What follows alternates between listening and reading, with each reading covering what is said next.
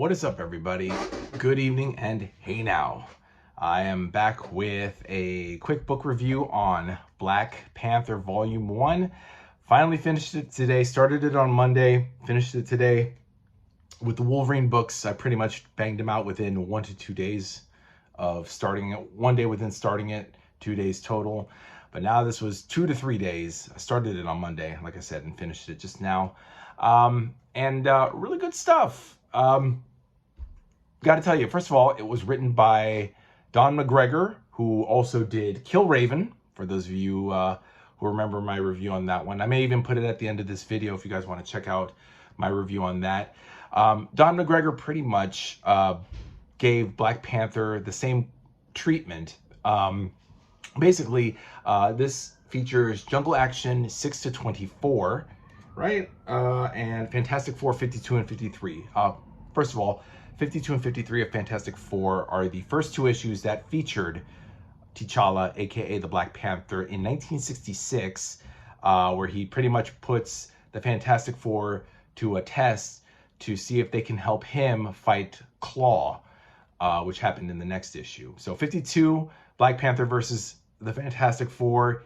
He almost beats them, but they outsmart him thanks to Wyatt Wingfoot, Johnny's Native American, indigenous, whatever you want to call him, his roommate from college, who accompanied them to Wakanda and helped them defeat the Black Panther, or rather outsmart the Black Panther. And then in issue 53, they take on Claw, Ulysses Claw, who killed T'Challa's father, T'Chaka, and is just a pain in the ass. So those were those first two issues. And then the remainder of the book is Jungle Action 6 to 24, which is the 70s. It basically spans from 1973 to 1976.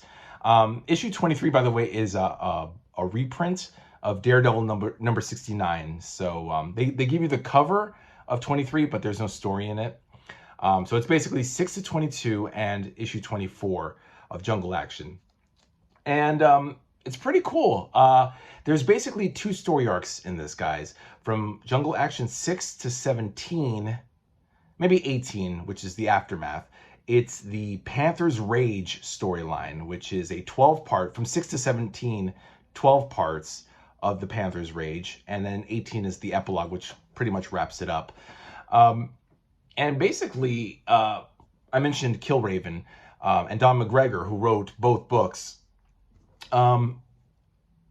Basically, Don McGregor wrote a truly beautiful story for the 70s. I mean, it was a pretty remarkable story of the beauty of Wakanda. If Don McGregor, in my opinion, wrote the beauty of Americana, or of America in an Americana style, but in the future when the Martians take over, which was really, I think, an answer to Watergate and the whole Nixon administration. For those of you who are young, all you Generation Z or millennials don't know what I'm talking about, look it up on Wikipedia about Nixon and all that stuff, Watergate.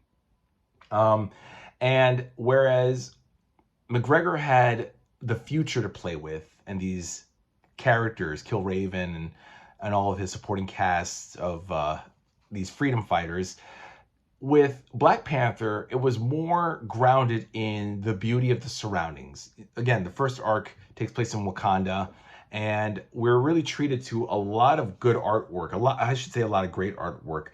Rich Buckler was one of the artists, the pencilers. I always got to remember that when you say artists, you're talking about the penciler and the inker. I mean the pencilers. The pencilers being Rich Buckler and Billy Graham, who did a phenomenal job. And then they had some inks by a couple dudes here. I know Jim Mooney. I saw Jim Mooney's name thrown around. But I want to show you guys real quickly, like, there's some really intense moments in this story, like very, very violent stuff, which I found pretty shocking for the 70s. Again, this Jungle Action stories took place from 1973 to 1976. And I'll say this, let me just get this out of the way. McGregor's writing is really, I gotta applaud the guy for really elevating, like he did with Kill Raven, really elevating for the 70s comic books from not just a book with pictures for children. I mean, this was pop art. This is high art. This is like elevated, and you know, a lot of artists and writers came together to just elevate the medium. But McGregor really, his writing is very mature, very precise. Maybe I'd say very much an epic. You're definitely reading an epic, and there were some moments in certain issues where I felt, oh geez, there's just nothing but expository information. All this narration, hardly any dialogue. On the one hand, it's beautiful for him to describe the beauty of Wakanda and the situations that T'Challa, the Black Panther, is in at any given moment. But sometimes I'm just like, geez, I just want to read these people's dialogue. I want to hear interaction. And he's just going on and on about the splendor of Wakanda. But what really saves it is the artwork, the panels, for example, the paneling. I hold on. Oh my God, this one, for example, is so awesome to read. You start over here, and then you trail upwards this panel and go into the next page and read over here. Then you come down here. You know, this is T'Challa, Black Panther. I always call the superheroes by their real first names. I don't know why. I don't like using their superhero names, but the Black Panther is fighting Eric Killmonger right here, who, as we all know from the movie, was that kid, Michael B. Jordan. I don't like calling the real Michael Jordan is the basketball player. I don't like that there's some kid, some actor named Michael B. Jordan, but yeah, this is the character that he played. Eric Killmonger. They don't reveal that they're brothers in any way, like in the movie, but it's really good. This is issue 17. This is the very last issue of their fight. And I mean, man, this splash here, let me try to open that, guys. This whole splash page, mind you, this is like 1970, what, 75 or 70? Yeah, probably 75. Yeah, 75. And I mean, man, I've never seen anything like this in Spider-Man or X-Men back in this time, but they go all out with the vistas, the beauty, the expressions on their faces. This is where Killmonger bites the dust at the end, guys. I mean, come on. We know that. We know what goes on here. But man, then they outline everything with like, what is this? They just outline this with some kind of framing. I don't even know what it is, but it just outlines the entirety of the scene.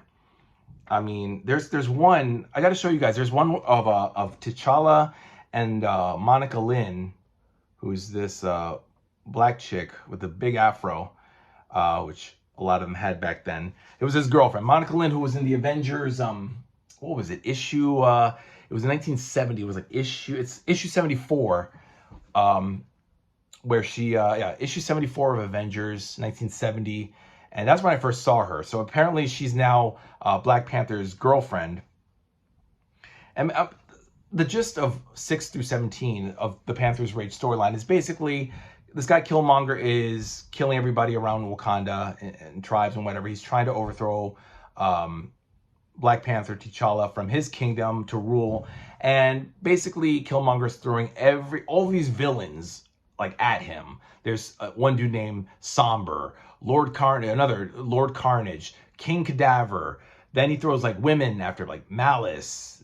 You know, they're all black. They're all, you know, I guess Wakandans too. There's this dude Venom, who's a white guy, but he's got like a skull mask and he has all these vipers and snakes because he's a snake charmer. And then like there are small minor things, guys.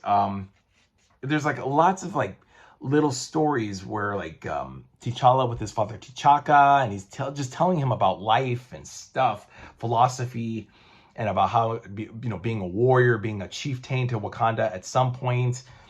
And then he's like, T'Challa says like, oh, I will always love this place. And his father T'Chaka is like, but you can lose that love. And, you know, I don't have my glasses on, guys. I don't want to have the book right in my face, but there's a lot of philosophy. There's really mature stuff in here. Very entertaining and engaging stuff. I mean, the artwork is fabulous. Oh yeah, he fights this dude named Salamander Cruel, who's just covered in boils and blisters. Ugh. Like, and again, an African, you know, indigenous dude, but he's covered in boils, and he's sent by Killmonger to kill T'Challa. Look at this. He's got all these purple like bumps and boils on his back. It's like, ugh, I fucking hate this. And when at one point he ties him up to these cactus, the cactus, and the cactuses explode, and all these quills just shoot out. So you're getting a lot. Oh yeah, this is King Cadaver. I don't know what King Cadaver was supposed to be, like an alien or a Wakandan savage, but this is him. You guys can see that. He's just like this bug-eyed green alien creature. And he's working for a Killmonger to kill Black Panther, you know. Oh yeah, at one point he goes to this Valley of Mists and fights these white gorillas. I thought it was Mombaku, but it was just these white gorillas. And then he fights wolves. And I mean, let me tell you, T'Challa gets his ass shredded. Like his costume is just shredded to bits, and he's just, I don't know how he survived. I don't know how he survived, but he goes, look at this. He battles this fucking crocodile and snaps the crocodile's neck by, like, you know, stretching the mouth. Apparently, if you're engaged in a battle with a crocodile, the thing you should do is grab a hold of its mouth and snap it. Yeah, right. Who's going to do that? You know how strong the mandibles of a crocodile are? But again, superhero. It's comic book logic, guys.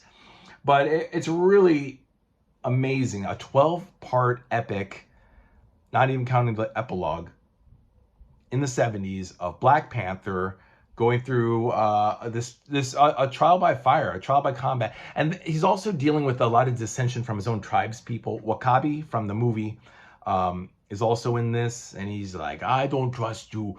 Oh, T'Challa, you abandoned and you forsook your people for the people, the Outworlders. Yeah, that was my accent I used as Wakanda. I actually did it pretty good. I was like the Black Panther, T'Challa. Yeah, that's what I was doing. I was actually, not to mock African people or black people, but, you know, I read out loud and I like to use voices, and that's the voice that came to my head. So bite me if you all have a problem with that. But I love you guys. I do. Keep your comments coming too. I love it. So that's pretty much it, guys. You know, Monica Lynn from America, she's from Georgia, so she feels like an outsider. She came to Wakanda with Black Panther because she is his girlfriend, I guess, and everyone just shuns her because she is an outworlder. Even though she's a black woman, she's not Wakandan, so she's like, you don't belong here. There's Venom. There's some cool. Actually, Venom is supposed to be white, but they made him black here. I think it's just a pinup. Oh man, this cover. And then yeah, at some point they had dinosaurs. Like T'Challa faces dinosaurs. There's like pterodactyls and Tyrannosaurus Rexes. I'm like, are they in the Savage Land? They don't say they're not. They're not in the Savage Land. They're still in Wakanda. And I forgot who, but somebody brings dinosaurs to Wakanda. I don't get it. But it's, yeah, look, was a Brachiosaurus here with a long neck. Like, what? They should have moved to the Savage Land. I don't understand why and there's no time travel, nothing. It's just there are dinosaurs. See, look, there's a Tyrannosaurus Rex with Black Panther in his mouth, and somehow Black Panther escapes. He flips and he twirls and he lands on his feet. So I don't know, but really, really beautiful colors, guys. I don't know. I don't know if you guys can see, but there's just, you know, he's captured, he's ripped and torn, and there's just blue and greens and just light blues and light greens. And I mean, T'Challa was really facing death and defeat. Yeah, like this blackened shadow of a pterodactyl. I was about to say Sauron. Just a pterodactyl that has T'Challa, and T'Challa's about to fall into this thing of cactuses and thorns, and then the pterodactyl swoops in and saves him. But I love the paneling. You don't know where. I usually hate getting lost in the paneling, with the dialogue and everything, but I really enjoyed looking to see where it goes. Oh, this is interesting. Wakabi and his wife Chandra are having an argument because, what was the reason? I think it had something to do with her, just her as a woman. Because Wakabi was just upset with T'Challa, and he's like,